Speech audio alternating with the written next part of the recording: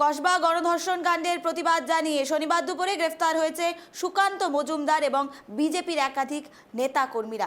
এদিকে গ্রেফতারির পর বেল নিতে নারাজ ছিলেন রাজ্য বিজেপি সভাপতি, তবে 14 ঘন্টার মধ্যেই তাকে কিন্তু ছাড়া হলো, এমনটাই জানা যাচ্ছে। রবিবার সকালে লালবাজার স্টেশনে লালবাজার সেন্ট্রাল লকআপ থেকে বেরিয়ে আসেন সুকান্ত মজুমদার। তারপরেই দলের কর্মীরা তাকে স্বাগত জানায়, ফুলের মালা পরিয়ে তাকে স্বাগত জানানো হয়।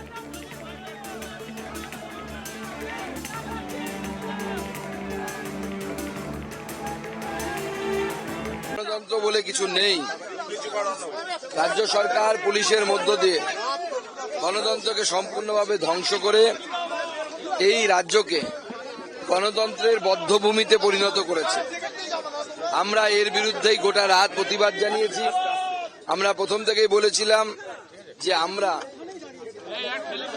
সই করে অর্থাৎ পার্সোনাল বেল বন্ডে আমরা জামিন নেব না।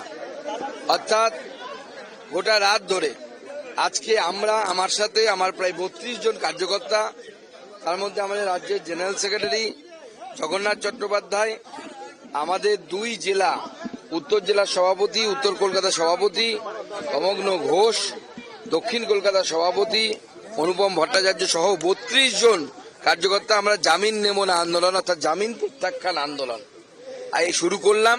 এরপরে পশ্চিমবঙ্গের যেখানে ভারতীয় জনতা পার্টির কার্যকর্তারা এইভাবে এই গণতন্ত্রের জন্য আন্দোলন করতে গিয়ে যেখানে গ্রেপ্তার হবে, আমরা এই জামিন নেব না বা জামিন প্রত্যাখ্যান আন্দোলন করব।